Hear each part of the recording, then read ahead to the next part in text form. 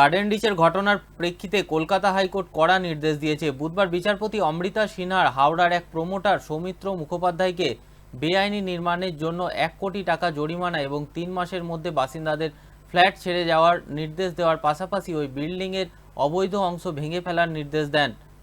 এই রায়ের ব্যাপারে হাওড়া পুরসভার প্রশাসক মণ্ডলীর চেয়ারম্যান সুজয় চক্রবর্তী বলেন, ওই রায়ের কপি এখনও তিনি হাতে পাননি। তবে বিল্ডিং ডিপার্টমেন্ট থেকে তিনি জেনেছেন ওই বাড়িটি G+1 এর অনুমতি থাকলেও G+4 বিল্ডিং বেআইনিভাবে তৈরি করা হয়েছে।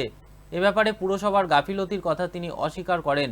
প্রমোটার সৌমিত্র মুখোপাধ্যায় বলেন, তিনি আইনজীবীদের সাথে পরামর্শ করে পদক্ষেপ নেবেন।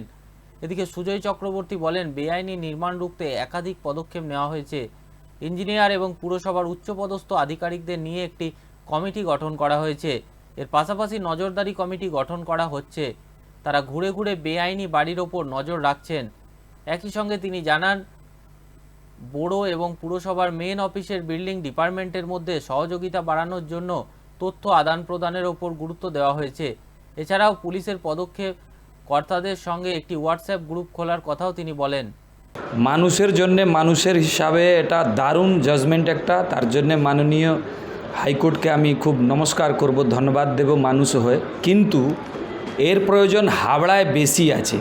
যেভাবে হাবড়ায় অবৈধ নির্মাণ, ইলিগাল কনস্ট্রাকশন হু করে বাড়ছে, সেটা কিন্তু কলকাতা গার্ডেন রিচ থেকে বেশি সংখ্যা এখানে বহুতল নির্মাণ হয়েছে, যার কোনো কাগজ নাই।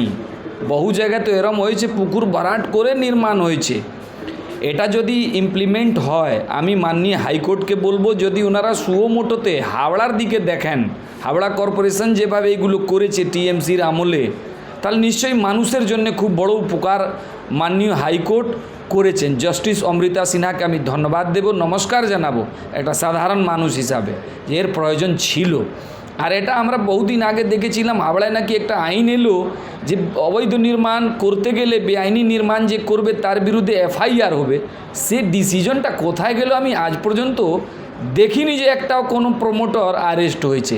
কিন্তু বহু অবৈধ নির্মাণ আমরা ডেলি দেখছি, ডেলি তুলছে। আবার কি পুরনো বিল্ডিংয়ের উপরে 3 তলা তুলে দিচ্ছে, ছাদের উপরে নির্মাণ হচ্ছে। তো এটা নিয়ে এটা একেবারে হাইকোর্টই বাংলাকে বাঁচিয়ে রেখেছে। বাংলার মানুষের জন্য হাইকোর্টই একমাত্র রাস্তা।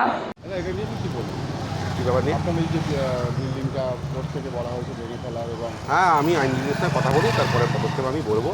আর আমার একটা কথা বলতে চাই যে আমার গোটা বিল্ডিংটা মিউটেশন করা হয়ে গেছে। কর্পোরেশন টোটাল ট্যাক্স নিয়েছে, মিউটেশন প্রত্যেকটা ফ্লোরের প্রত্যেকটা প্যাটার্নের মিউটেশন হয়ে গেছে, তার ট্যাক্স নিয়েছে। আমার টোটাল বিল্ডিংটা সয়েল টেস্ট আছে, টোটাল বিল্ডিংটা স্ট্রাকচারাল রিপোর্ট আছে, স্ট্রাকচারাল রিপোর্ট টোটাল ওকে, সয়েল টেস্ট রিপোর্ট টোটাল ওকে। এবার আমি আইনজীবীদের সাথে কথা বলবো। আপনার নাম? আমার নাম সৌমিত্র।